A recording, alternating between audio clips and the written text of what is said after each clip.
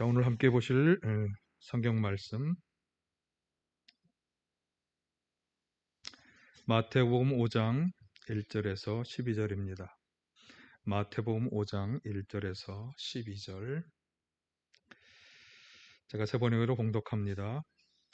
예수께서 무리를 보시고 산에 올라가 앉으시니 제자들이 그에게 나아왔다. 예수께서 입을 열어서 그들을 가르치셨다.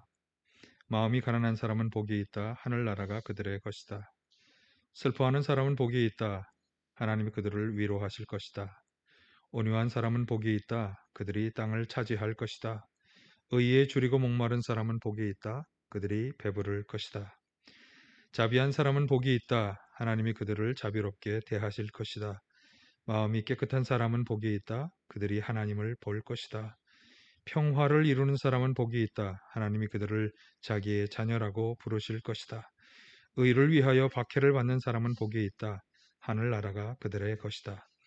너희가 나 때문에 모욕을 당하고 박해를 받고 터무니없는 말로 온갖 비난을 받으면 복이 있다. 너희는 기뻐하고 즐거워하여라. 하늘에서 받을 너희의 상이 크기 때문이다. 너희보다 먼저 온 예언자들도 이와 같이 박해를 받았다. 아멘. 할렐루야. 오늘도 주님의 은혜와 평강이 함께 하시기를 간절히 바랍니다. 지난주의 말씀과 연결되는 말씀이기 때문에 지난주의 말씀을 잠깐 요약해 드리면 고린도전서 6장의 말씀을 통해서 정말 우리는 무엇이든 마음대로 해도 되는 것인지, 그러니까 원하는 무엇이든지 내 마음대로 해도 되는 것인지에 대해서 생각을 해 보았습니다. 그런데 우리가 알아야 할, 우리 그리스도인들에게 알아야 할 대전제는 우리는 하나님께서 값을 치르고 사셔서 살려주신 그런 하나님의 자녀이다라고 하는 사실입니다. 왜 값을 치르셔야 했는가 하면 죄로 인해서 심판과 멸망을 당할 수밖에 없는 우리들이기 때문에 거기로부터 우리를 건져내시기 위해서, 우리를 구원하시기 위해서 당신의 아들 예수 그리스도를 십자가에 내어주시고 우리 대신 죄값을 치러 주신 거죠. 그래서 우리를 살려주신 것이고, 그래서 우리는 죄로부터 자유한 그런 하나님의 자녀가 된 것입니다. 그런데 그 하나님의 자녀는 지난주에 고린도전서의 말씀에 의하면 그리스도의 지체이고, 그리고 하나님의 영 성령이 거하시는 거룩한 성전이 된다, 그렇게 말씀을 드렸어요. 그렇기 때문에 값을 치르고 사주신 우리는 더 이상 나 자신만의 육신이 아니게 된 것이죠. 나 자신의 것만이 아니라 오히려 하나님의 것이 되었다. 그래서 바울 사도는 하나님을 위하여, 공동 번역의 표현을 빌리면 하나님을 섬기기 위하여, 우리의 몸으로 하나님을 섬기기 위하여 살아야 한다. 그렇게 말씀을 했어요. 그리고 그것을 좀 더 구체적으로는 6장 20절의 말씀처럼 하나님을 영화롭게 하는 존재로, 세 번역의 번역으로는 하나님께 영광을 돌리도록 그렇게 살아가야 할 존재가 되었다. 그런데 예수님의 표현에 의하면 예수님은 마태복음 5장 16절에서 너희의 빛을 사람에게 비추어서 그들이 너희의 착한 행실을 보고 하늘에 계신 너희 아버지께 영광을 돌리게 하라. 그래서 하나님을 영화롭게, 하나님께 영광을 돌리는 수많은 우리의 행실들이 있겠지만 그 중에서도 여기 선한 행실로 영광을 돌려라, 그렇게 말씀했는데요. 그 선한 행실이라는 것이 그럼 도대체 무엇이냐? 이것이 이제 우리의 관건이 되겠죠. 그래서 하나님께 영광을 돌리는 선한 행실이란 그 마태복음의 맥락에서 오늘 저희가 산상수훈이라는 찬양도 함께 했습니다만 그 마태복음의 맥락에서 빛과 소금의 교훈에 관한 교훈 중에 나온 말씀인데 그 앞에 있는 여러 가지 말씀들, 팔복의 교훈에서 복이 있는 사람들의 여러 가지 행실들, 그 다음에 또 분노에 관한 교훈, 음욕과 간음에 관한 교훈, 또 이혼에 관한 교훈, 맹세에 관한 교훈, 보복에 관한 교훈, 원수 사랑과 관련된 교훈, 이런 모든 그런 행실들이, 행동 거지들이 바로 그것이 이제 우리가 빛처럼 사람들에게 널리 비추어야 할 선한 행실이고 그것이 하나님께 영광을 돌리는 행실이다. 그렇게 제가 아주 간략하게만 이제 말씀을 드렸습니다. 그래서 그 5장 1절에서 48절에 나오는 말씀들을 좀 정리해서 이것이 이제 빛으로서 사람들에게 우리가 널리 비치며 살아야 할 선한 행실의 삶입니다. 이렇게 설명을 드리려고 쭉 들여다보면서 제가 생각한 것이 거기에 나온 교훈들이 굉장히 다양한 교훈들이기 때문에 이것을 좀 설명을 드리려면 한 2, 3개월 정도에 걸친 그런 설교가 되겠다 이런 생각이 들어서 그것을 다 말씀드릴 수는 없고 가장 먼저 예수님께서 이 산상수훈의 설교를 하면서 가장 먼저 말씀하신 복 있는 사람은 이라고 하신 이 팔복에 관한 교훈의 말씀, 마태복음 5장 1절에서 12절 오늘 본문에서 본 이 말씀을 중심으로 해서 한 2주 정도 이번 주와 다음 주에 그 하나님이 기뻐하시고 하나님께서 영광을 받으실 수 있는 이 선한 행실이 어떻게 살아가는 것이냐, 그리고 또 그 사람은 하나님의 복을 받을 사람이라고 했으니까 어떤 사람이 하나님의 복을 받는 사람이냐 하는 것을 이제 함께 생각해 보도록 하겠습니다. 먼저 오늘 본문을 보면서 우리가 생각해야 할 것은 예수님께서 산에서 행하신 이 설교가 그냥 평상시에 아무 때나 회당에서 들었던 그런 설교와는 좀 다른 설교였다라고 하는 사실이에요. 사실 이 설교를 듣는 사람들은 당시에 로마의 식민 통치 하에서 하나님의 구원자로 오시는 메시아에 대한 갈망으로 가득 찼던 사람들입니다. 그래서 메시아를 기다려온 사람들에게 예수님께서는 지금 이 설교를 통해서 메시아로서 자신이 왔을 뿐만 아니라 이제 새로운 시대가 환히 열려졌다고 하는 것을 이제 선포하면서 이 산상수훈의 설교를 시작하셨다라고 하는 점이에요. 그러니까 새 시대의 새 윤리가 바로 이 팔복에 관한 교훈의 말씀에 나와 있다라고 하는 것이죠. 그런데 옛 시대의 가치관과는 굉장히 여러 가지 면에서 다른 말씀들을 하고 있습니다. 그래서 어쩌면 오늘 우리의 현실을 비추어 볼 때 이것이 정말 실효성이 있는 말씀들일까? 여기 있는 것처럼 온유한 사람이 땅을 차지할 수 있을까? 의에 줄이고 목마른 사람들이 정말 배불러지는 축복을 받을 수 있을까? 화평하게 하는 사람, 이런 사람들이 정말 존경을 받고 높임을 받을 수 있을까? 이런 의구심을 우리가 가지게 되면서 한 가지 제가 분명히 깨닫는 것은 이 말씀의 실효성이 없어진 시대를 우리가 살아가고 있기 때문에 오히려 예수님이 선포하신 이 새 시대의 새 가치가 절실히 필요한 시대다. 그런 생각을 하게 되었고요. 그래서 이 예수님의 말씀을 우리가 좀 신중하게 깊이 묵상하고 살펴볼 필요가 있다. 이런 생각을 하게 되었습니다. 더군다나 우리가 이 말씀에서 한 가지 분명히 알아야 할 것은 이 말씀은 예수님의 약속이면서 축복의 선언이라고 하는 사실이에요. 그런데 이것이 요청이나 조건은 아닙니다. 선포예요. 축복의 선언이라고 하는 거죠. 그러니까 너희가 이러이러하게 살면 이런 복을 받을 거야 라고 하는 그런 조건의 말씀이 아니라 너희가 그리스도인이 되고 하나님의 자녀로서 내 백성이 되었으니 너희는 이런 복을 받을 사람이야.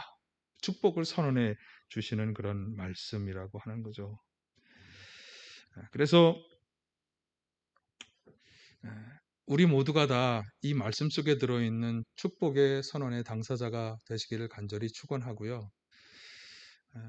한 가지 여기 있는 말씀 그대로 마음이 가난하고 또 슬퍼하고 온유하고 의에 줄이고 목마른 사람, 그런 사람이 하나님이 정말 원하시는 그런 사람이다. 그러면 이것이 어떻게 살아가는 것이 이 말씀에 부응하는 것일까? 생각하면서 저는 우리가 겉으로 보는 말씀보다 좀 더 깊이 이 말씀을 묵상할 때 그 마음, 그 깊은 속에 있는 그 교훈을 우리가 깊이 깨달을 수 있겠습니다. 자, 어떤 것이 하나님의 복을 받을 사람의 행실이 될까? 그리고 그것이 하나님을 영화롭게, 하나님께 영광을 돌리는 삶이 될까? 지금부터 함께 살펴보겠습니다. 자, 첫 번째는 3절에 나오는 거죠. 마음이 가난한 사람은 복이 있다. 하늘나라가 그들의 것이다. 첫 번째로 언급하는 복 있는 사람의 행실은 가난한 마음으로 살아가는 것입니다. 그런데 어떤 신학자가 이렇게 해석을 했더라고요. 탐욕을 멀리하고 돈을 사랑하는 마음을 자제하며 살아가는 것. 거기에서 떠난 것을 가난한 마음이라고 해석했는데요. 이건 사실 순전히 물질적인 측면에서만 해석을 한 것이고요. 좀 더 근본적으로 바라본다면 이 가난한 마음은 하나님 앞에서 겸손한 자세를 가리키는 것입니다. 무슨 말인가 하면 나는 오직 하나님의 도우심으로만 내 생명과 삶이 가능한 사람입니다. 라고 하는 마음으로 살아가는 것입니다. 왜 하나님의 도움이 간절히 필요한 사람입니까? 내 속에는 선한 것이 하나도 없고 가증한 것만 있기 때문입니다. 그런 존재라고 고백하는 거예요.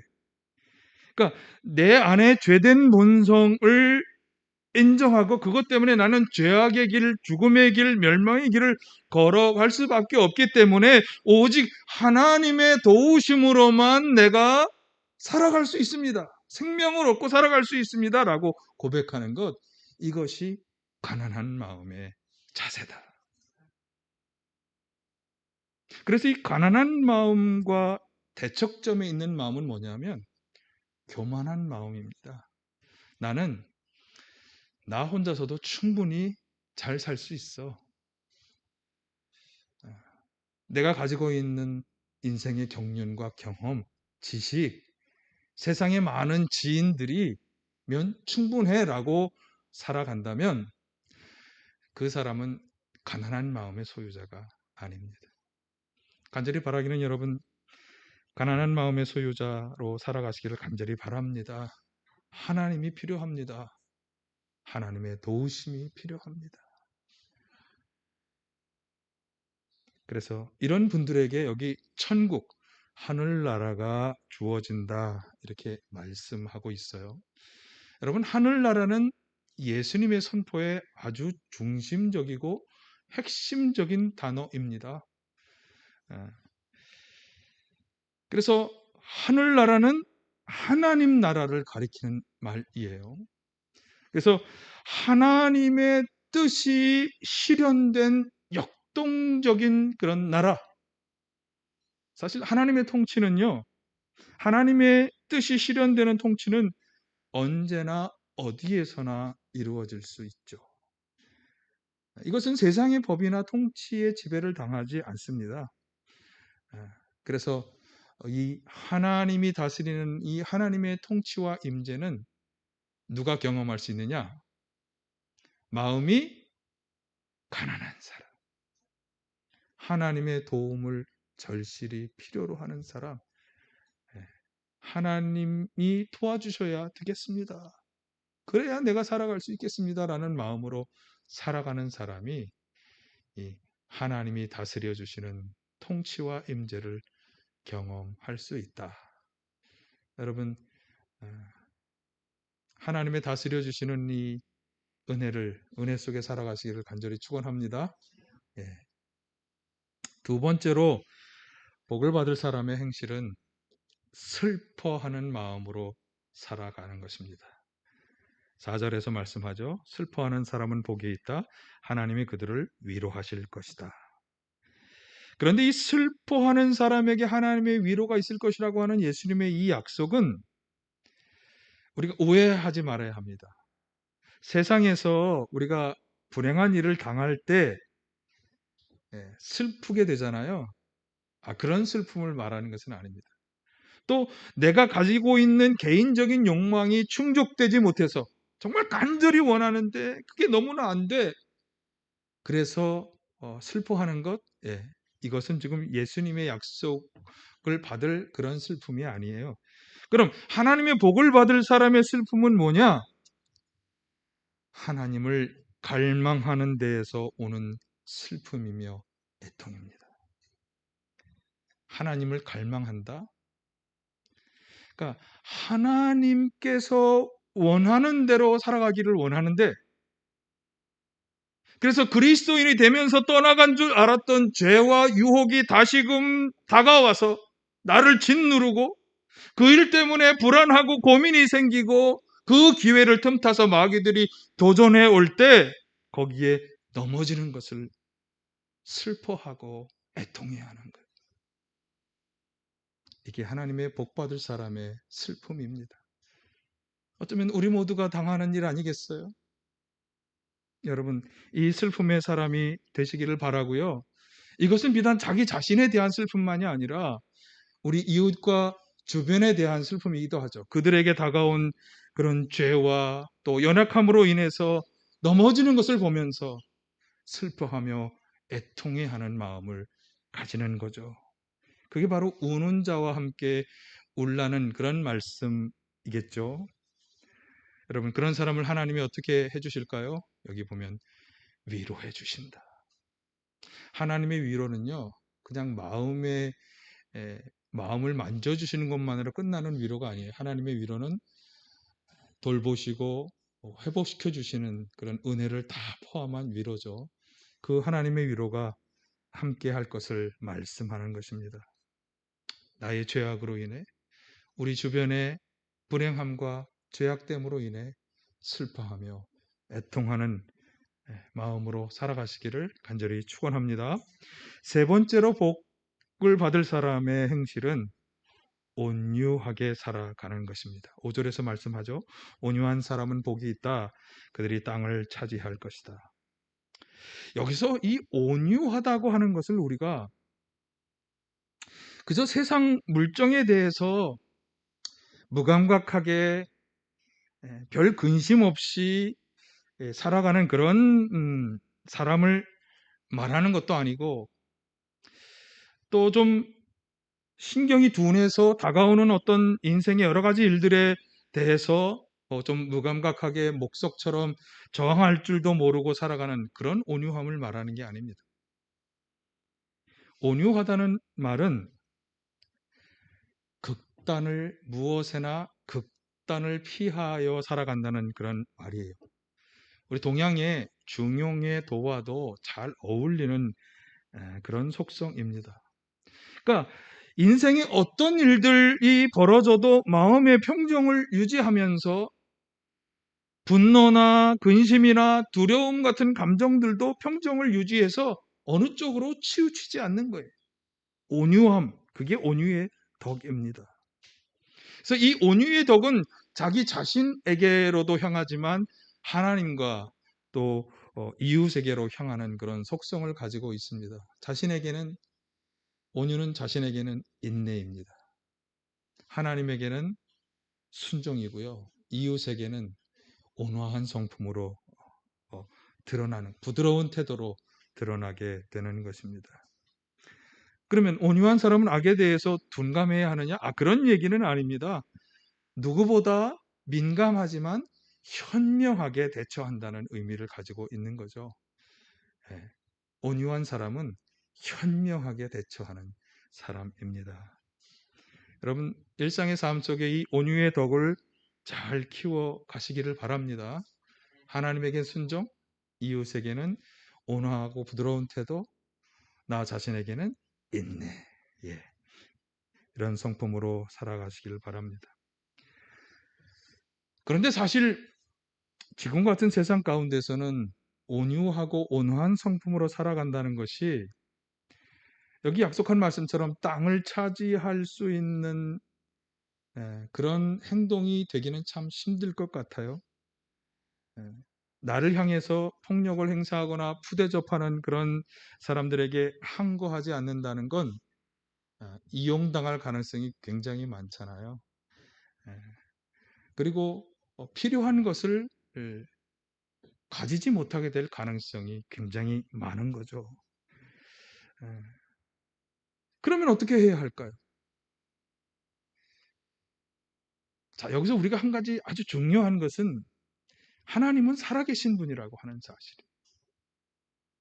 살아계신 하나님께서는 온유한 자들을 외면하지 않고 도와주실 것이다. 이 믿음으로 우리가 살아가야 할 줄로 믿습니다. 그러니까 하나님이 다스리시는 통치를 경험하는 사람들은 하나님이 주시는 땅을 받을 것이다. 그래서 이 땅은 세상에서의 땅이라기보단 하나님의 통치 속에 주어지는 땅이 되겠죠. 여러분, 하나님의 땅을 원하십니까? 세상의 땅을 원하십니까? 이런 생각을 할 수 있겠어요. 그러면 목사님, 세상에서 얻을 것을 포기하고 하나님 나라에서 얻을 땅을 기대하며 그렇게만 살라는 말입니까? 자, 그런 말씀은 아닌 것 같아요. 왜냐하면 예수님께서는 뭐라고 말씀하셨죠?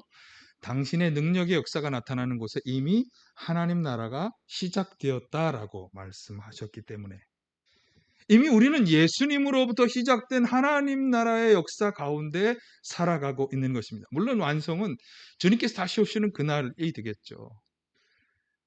그러나 아직 그 완성을 향해 달려가고 있는 하나님 나라에 우리가 살아가고 있는 것이기 때문에 우리는 지금 여기서 그 나라의 역사를 체험하며 살아갈 수 있다. 여러분, 이 확신을 가져야 할 줄로 믿습니다. 그 나라의 역사를 지금 여기서 경험하시기 바랍니다. 누가 그 나라의 역사를 경험하느냐? 이게 바로 온유한 성품으로 살아가는 사람. 그러한 성도가 되시기를 간절히 축원합니다. 자, 네 번째로 복받을 사람의 행실은 의에 줄이고 목말라 하는 것입니다. 6절, 의에 줄이고 목마른 사람은 복이 있다. 그들이 배부를 것이다. 자, 지금까지 사실 그 앞에서 열거해왔던 세 가지 복된 일들은 뭔가 항상 우리의 어떤 앞에 놓여진 어떤 방해물들을 좀 제거하는 일들이었어요. 자, 예를 들면 마음의 가난으로 우리는 모든 신앙생활에서 가장 큰 장애물이 되는 교만을 이겨낼 수 있습니다. 신앙생활의 가장 큰 문제 중에 하나가 뭔지 아십니까? 교만입니다.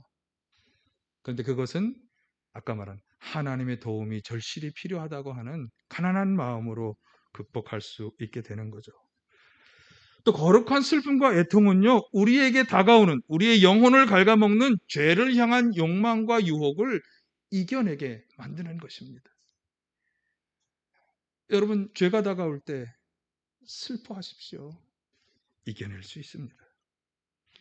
그리고 온유의 덕으로 우리는 우리에 다가오는 분노, 근심, 불안, 두려움 이런 것을 다 극복해 나갈 수 있는 것입니다.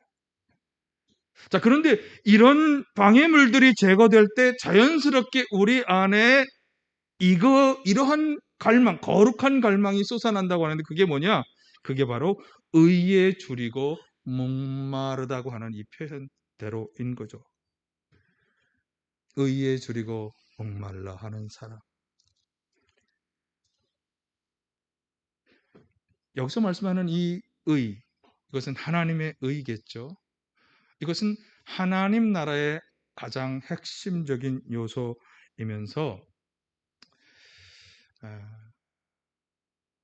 하나님께서도 가장 원하시는 것이고 예수님도 그 마음에 품고 사셨던 것이죠.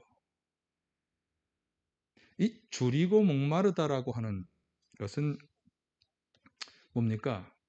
배고픔, 갈증은 인간이 가지는 가장 원초적인 육체의 욕구입니다. 가장 강력하다고 할 수 있겠는데요. 배고프면 물을 못 마시면 살아갈 수 없기 때문에 이것은 가장 원초적으로 또 가장 강력하게 우리에게 다가오는 그런 욕망입니다. 그런데 이런 욕망처럼 우리 영에게 있어서 가장 갈급하고 가장 중요한 게 뭐냐? 하나님의 의에 대한 욕구다라고 하는 거죠. 그래서 우리 그리스도인들은 이 갈증을 품고 살아야 한다. 그런데 이 갈증은 한번 우리에게 생겨나면 이 갈증 때문에 우리는 다른 모든 것을 다 극복하고 이겨낼 수 있다라고 하는 거죠. 이것은요, 한번 생겨나면 해결되든지 아니면 해결되지 않으면 끝나지 않는, 충족되기 전까지는 결코 멈추지 않는 그런 갈증이 되기 때문입니다. 그렇기 때문에 우리가 일반적으로 좀 종교적이라든가 행복을 위해서 우리가 추구하는 많은 것들로 이 하나님의 의는 결코 채워지지 않는다는 것을 우리가 알아야 합니다. 빈민구제, 자선사업, 봉사, 예배 참석, 남에게 해를 끼치지 않는 것, 또 악은 모양이라도 버리려고 노력하고 열심히 선행을 하고 여러 가지 이 하나님의 법도를 준행하는 것, 여러분 이런 것이 자체로는 반대할 이유가 아무것도 없습니다만 열심히 우리가 권장해야 할 일이지만 이것이 우리의 참된 이 하나님의 의를 향한 갈증을 채워주지는 못한다라고 하는 사실을 우리가 알아야 하죠. 그러면 어떻게 해야 할까?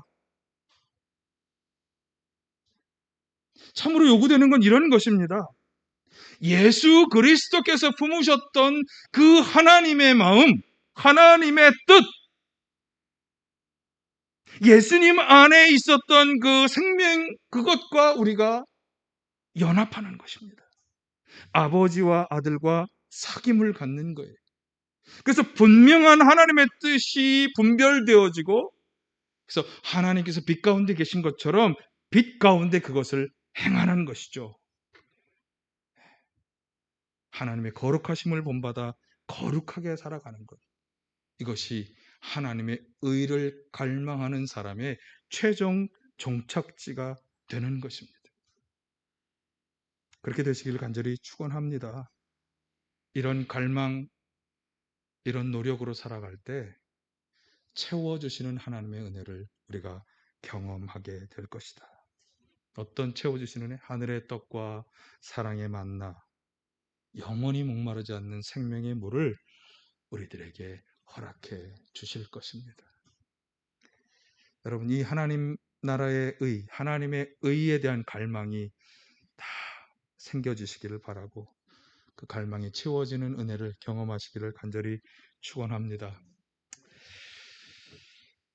나머지 4개는 이제 다음 주에 해야 되겠죠. 자, 한번 정리해 볼까요? 오직 하나님의 도움으로만 내 생애와 내 삶이 가능하다고 하는 겸손한 마음, 가난하고 갈급한 마음, 그 마음으로 살아가시기를 바랍니다.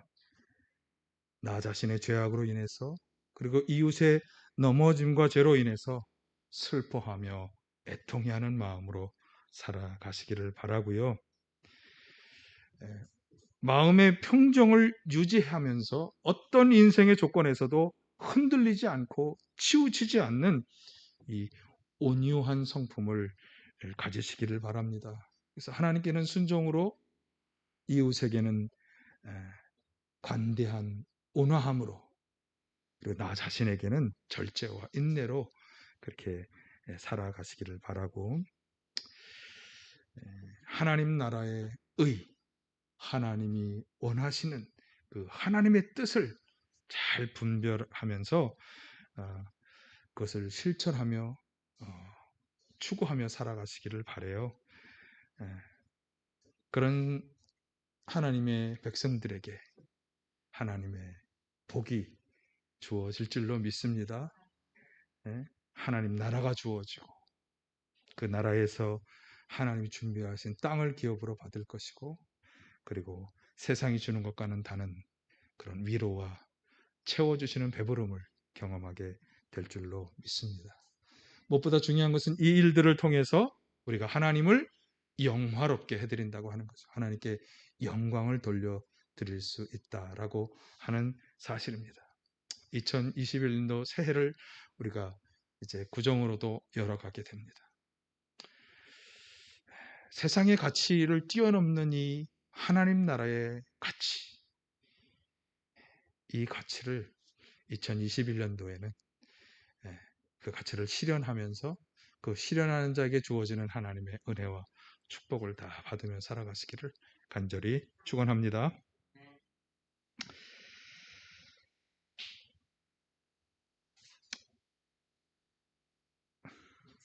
사랑과 은혜가 충만하신 아버지, 하나님 나라의 백성에게 합당한 이 선한 행실의 삶을 살아가는 저희들 되게 하여 주시옵소서. 마음이 가난한 성도가 되게 하여 주시고, 나와 다른 사람의 죄로 인해 애통해하며 살게 하여 주시며, 극단에 치우치지 않고 인내하며 하나님께 순종하며 이웃에게 너그러운 온유함으로 무장되게 하여 주시옵소서.